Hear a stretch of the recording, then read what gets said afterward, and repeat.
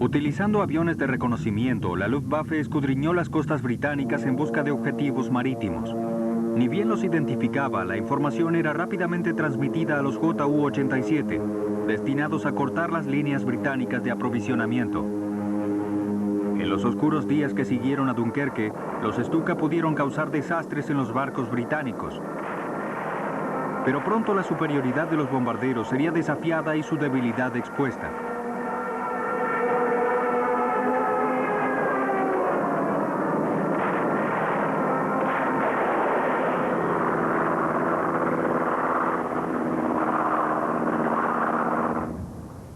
La batalla de Bretaña no solo cambió el rostro de la guerra, sino que terminó con la leyenda de invulnerabilidad del Stuka. Cuando finalmente enfrentó un determinado avión bien equipado, la Luftwaffe capituló. Lo más particular es que el JU-87 resultó un objetivo extremadamente vulnerable. De hecho, las bajas de Stuka fueron tan devastadoras que el modelo fue desechado por sus fallas y retirado del campo de batalla de Bretaña. Los Spitfire y Hurricane, quizá los más efectivos aviones aliados de combate de su época, encontraron en el lento JU-87 un objetivo fácil.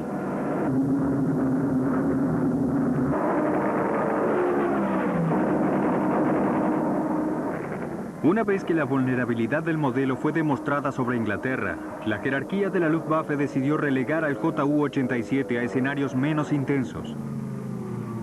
Esto fue un alivio para las tripulaciones de vuelo de los Stuka, cuando las bajas crecían constantemente y la moral declinaba con rapidez. El bombardeo fue bastante exitoso, pero con muchas bajas. Simplemente era muy fácil para los Spitfire. Ni siquiera el artillero podía derribar a los Spitfire. Desde entonces fueron retirados y ya no fueron usados.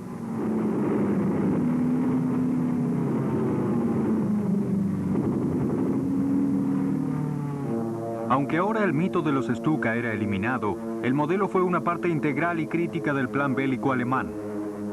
De hecho, aunque el éxito sobre Inglaterra había sido mínimo y el avión resultó de extrema vulnerabilidad a las acciones enemigas, las órdenes de producción del Stuka se habían incrementado aún al finalizar la batalla de Bretaña.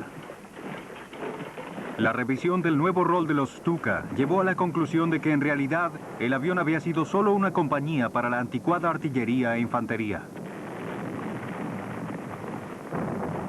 Aunque la Luftwaffe y sus JU-87 habían sorprendido y confundido a las fuerzas enemigas, ahora se notaba que en realidad eran la infantería y artillería quienes aseguraban las tierras conquistadas. El alto comando alemán desestimó la derrota de la Luftwaffe sobre Bretaña y planeó atacar otro frente: Rusia. Hans-Ulrich Rudel finalmente se convertiría en el más famoso de los pilotos de Stuka de la Luftwaffe, llegando a más de 2.500 misiones operacionales de ataque sobre cada objetivo posible, incluido un acorazado ruso. Destruyó más de 500 tanques enemigos y fue derribado al menos una docena de veces. Voló el JU-87 hasta las últimas semanas de la guerra. En el proceso perdió una pierna y también sufrió otras heridas.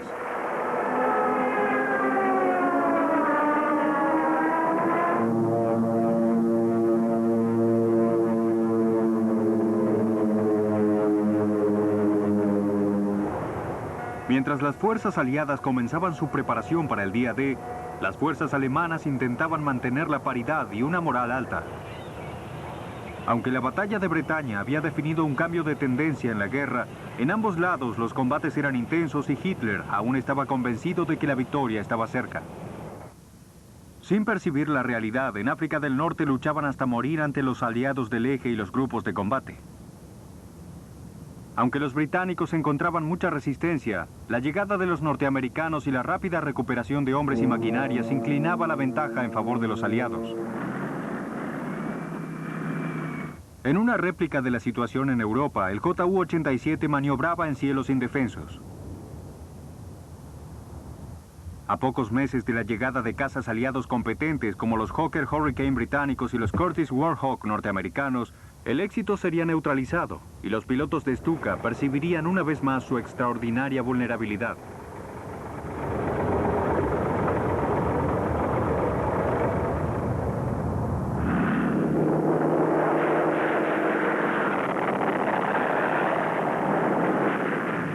Aún más frustrantes para los poderes del eje serían los contraataques aliados con sus propias misiones de bombardeo.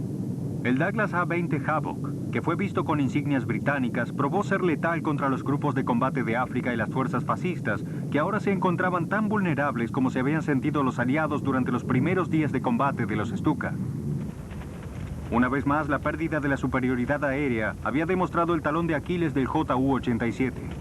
Los contraataques aliados probaron ser asombrosamente efectivos y provocaron una tremenda pérdida de vidas y gran destrucción. Casi todo tipo de avión de la Fuerza Aérea Alemana e Italiana fueron víctimas de los ataques aliados. Muchos fueron capturados y la mayoría simplemente destruidos.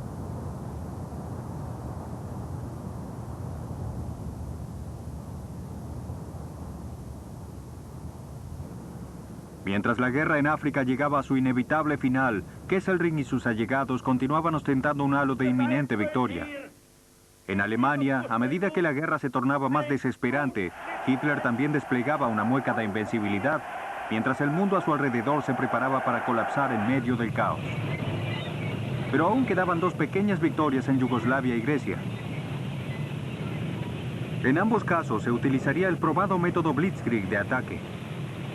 El rápido asalto con vehículos terrestres a través de los pueblos rurales de Yugoslavia produjo los mismos resultados que en Bélgica y Holanda.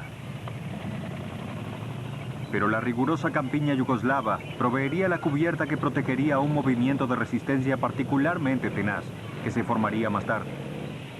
Pero en abril de 1941 la Wehrmacht, tomando por sorpresa a los habitantes y con superioridad numérica, simplemente arrasó con el país.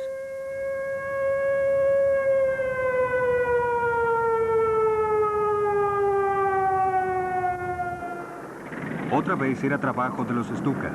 En la campaña de Yugoslavia fueron utilizados más de 400 aviones de este tipo. Volaron con virtual impunidad ante una fuerza aérea yugoslava totalmente anacrónica.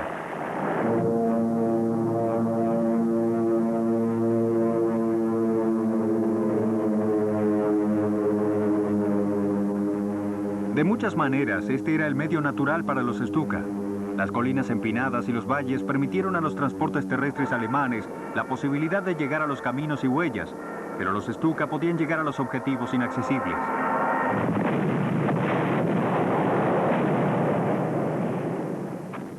En cuestión de días, tanto Yugoslavia como Grecia cayeron ante las tácticas Blitzkrieg. Ambos países sufrieron los horrores de la guerra al transformarse en naciones ocupadas. Incluso la fuerza expedicionaria británica en Grecia fue empujada hacia el mar, en una reminiscencia de la acción de Dunkerque. Como siempre, la población civil fue perjudicada y heredó una tierra devastada.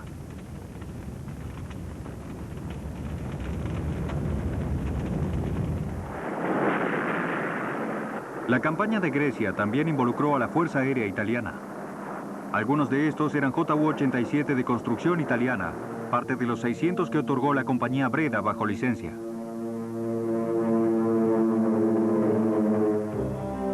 El complemento habitual de la ametralladora consistía en dos MG-17 y en un MG-15, o en un solo MG-81. El arma, montada en las dos alas, recibía municiones desde las reservas que cargaba la tripulación en tierra. La carga de bombas consistía en una sola unidad, a menudo de 250 kilos. Los pilotos de Stuka se preparaban para una misión. En varios de ellos se percibían las pesadas chaquetas diseñadas para proteger sus torsos del fuego antiaéreo.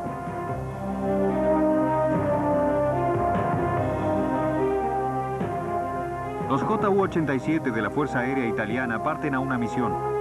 Operaron con notable éxito hasta que, como a sus semejantes nazis, se los encontró vulnerables en la interceptación aérea. La preocupación sobre la seguridad de los JU-87 en el teatro italiano de operaciones era el resultado de la Operación León Marino y las fallas relacionadas con el Stuka en el Canal de la Mancha al atacar barcos. De hecho, el avión no había resultado un completo desastre, solo había sucumbido ante la persistente persecución de los Hurricane y Spitfire. Antes del JU-87, la Fuerza Aérea Italiana no poseía un bombardero moderno. El Stuka sirvió para una gran tarea, particularmente en el apoyo operativo de la infantería. Uno de los principales problemas era que el poco entrenado ejército italiano no podía cooperar con la Fuerza Aérea y, peor aún, casi no existían las comunicaciones entre las alas tácticas alemana e italiana.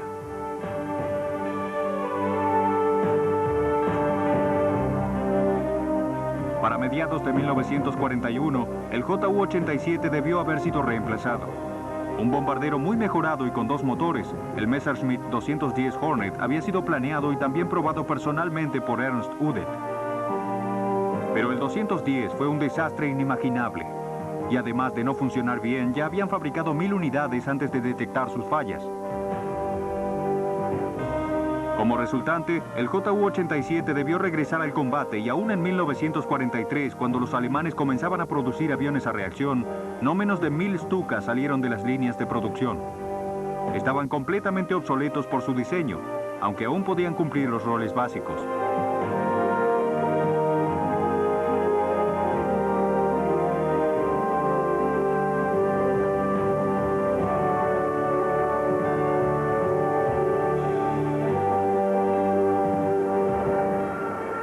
Pocos saben que las fuerzas italianas cumplieron un importante papel en la hazaña más osada de la Segunda Guerra Mundial, la Operación Barbarroja. Fue la jugada más importante que implementaría Hitler y que no tuvo éxito. Fue su mayor error. La Barbarroja fue el nombre en código que se le dio al ataque sorpresa contra las fuerzas rusas. La razón de tanta especulación sobre el verdadero objetivo de Hitler, la colonización de Rusia y la sumisión del pueblo ruso, le otorgaría espacio para que pudiera expandir lo que él consideraba los derechos de Alemania.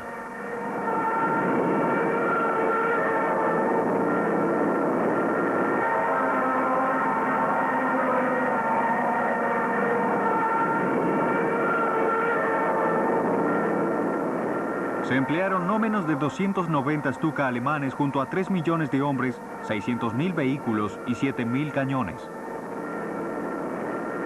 Las cantidades asombran desde todo punto de vista. Aunque enfrentarían a 4,5 millones de combatientes rusos, la sorpresa y velocidad del Blitzkrieg alemán funcionó por última vez.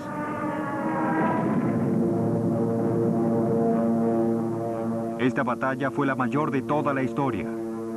Los nazis proclamaron su absoluto poder sobre los cielos y sus fuerzas terrestres probaron ser no menos exitosas durante los escarceos iniciales. Solo durante el primer día, la Fuerza Aérea Rusa perdió no menos de 1.800 aviones contra 35 aparatos alemanes. No menos de 700 aviones habían sido destruidos por los Stuka.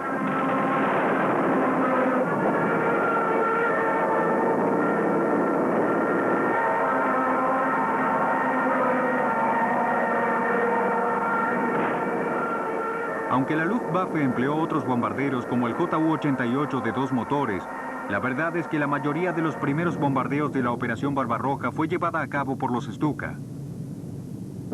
Una guerra que, según Hitler, terminaría antes de Navidad, de hecho continuaría durante varios sangrientos años. Años que verían la ruina total del Tercer Reich. Así como las heladas tierras de Rusia y su amargo invierno habían alejado al ejército de Napoleón, también lo hicieron con el de Hitler. Este dramático documento nos muestra el letal poder de fuego del Stuka. Se pueden percibir las trazadoras disparadas por las ametralladoras de los aviones segundos antes de arrojar la bomba principal. Esta escena fue desplegada miles y miles de veces durante el curso de la campaña de Rusia.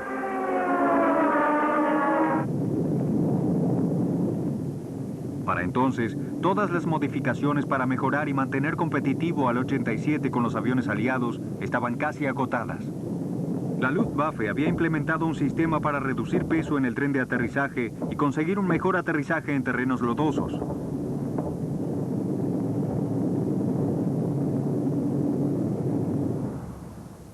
Ahora era evidente que el Ju-87 estaba obsoleto. Al mismo tiempo, surgieron varios intentos para construir y producir un reemplazo digno. Uno de ellos fue el modestamente exitoso Henschel HE-129.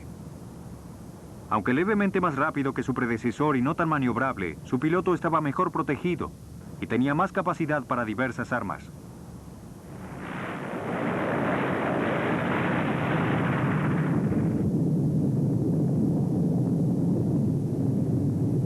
Gracias a la teoría de la seguridad de 2 motores, en este caso un par de 700 caballos de Nombre-On de 14 cilindros, el HS-129 llegaba a una velocidad máxima de 400 kilómetros por hora. Estaba equipado con 2 ametralladoras de 7.9 milímetros, 2 cañones de 20 milímetros y uno de 30 milímetros. También podía llevar una carga adicional de 4 ametralladoras y más de 300 kilos de bombas. Un armamento devastador y una combinación diseñada para atacar tanques rusos y también posiciones terrestres fijas. Las ranuras al costado del fuselaje indican las posiciones de los cañones.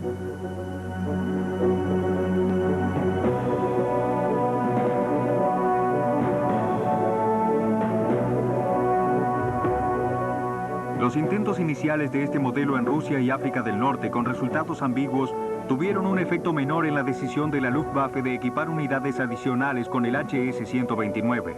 Las unidades de operaciones formadas en Trípoli, Túnez y Cerdeña solo fueron una escasa muestra del servicio que darían. Estos aviones más tarde fueron trasladados al frente oriental para confrontarse con la tremenda armadura rusa. La falta de resultados del HS-129, que demostrara mejoras sobre su predecesor, causó que el modelo desapareciera silenciosamente del inventario de la Luftwaffe. Pero otro contendiente por el honor del reemplazante del JU-87 fue un derivado del poco ortodoxo pero agraciado Focke-Wulf FW-189.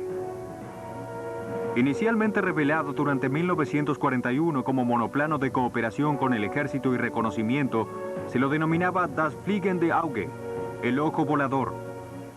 Con su gran cantidad de transparencias y su configuración de doble cola, era ideal para la tarea asignada.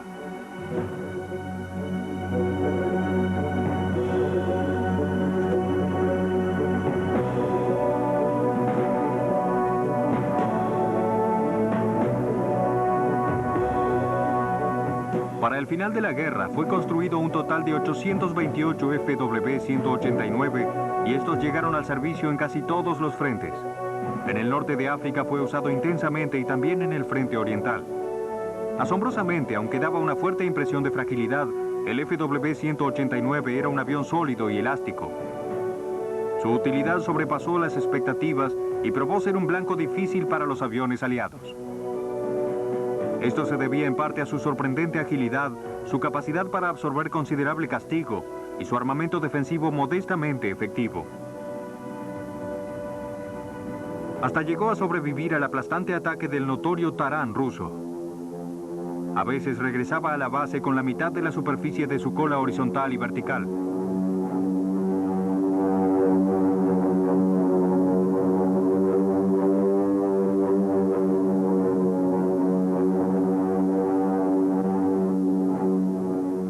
Otra razón para el éxito del ojo volador, como fue conocido el FW-189, fue el hecho de que este tipo de fuselaje oponía una escasa masa como objetivo a los pilotos y al fuego antiaéreo enemigo.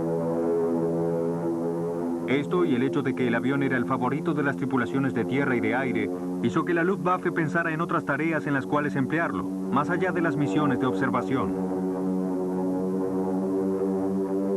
Ciertamente, incluso al final de los años 30, los planes a largo plazo predecían que en pocos años los Stuka necesitarían apoyo o el reemplazo definitivo.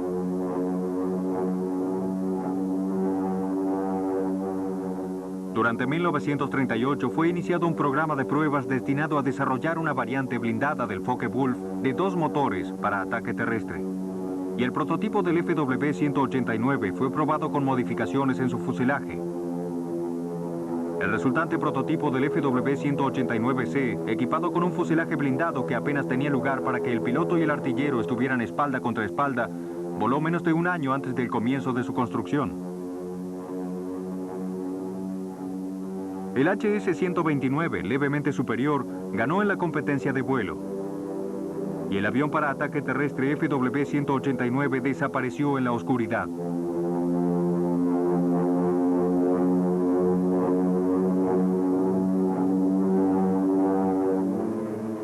Por lejos, el más exitoso de todos los aviones aliados para ataque terrestre fue el Obico Ilyushin Sturmovik, diseñado con el propósito de ser un avión para ataque terrestre de gran versatilidad.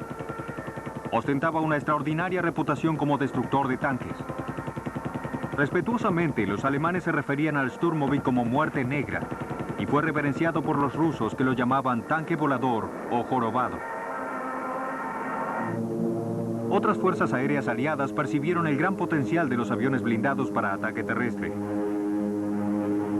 Uno de los más exitosos fue el británico Hawker Typhoon, un avión duro y totalmente blindado que también podía comportarse bien en combate aire-aire. En su rol de ataque terrestre, el Typhoon era letal, pero al igual que el Sturmovik, no era un bombardero.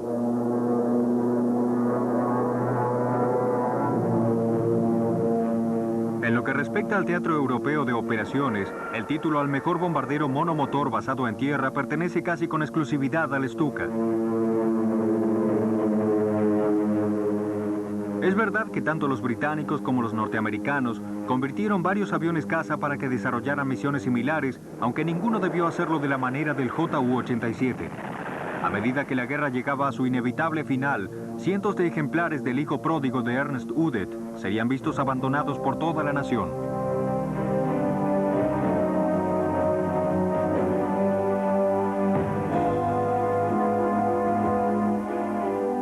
La tendencia de bombardeo en picada había llegado y desaparecido en una década.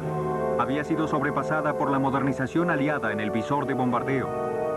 Esto otorgaba mayor precisión a los bombardeos horizontales norteamericanos, la precisión que dejaría en ruinas al corazón de Alemania y decretaría la defunción del concepto de bombardeo en picada.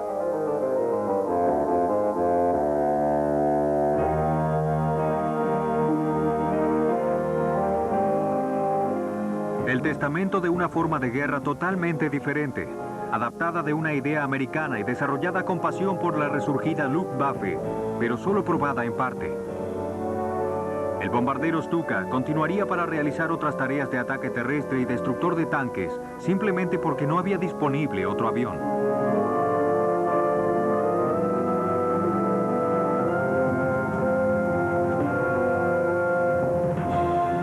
Finalmente, el plan alemán a largo plazo falló. Pero en aquellos que sufrieron el mortal descenso en picada del Stuka, o para quienes simplemente oyeron el aullido de su sirena, el JU-87 dejó una marca indeleble. Es un sonido que nunca podrán olvidar.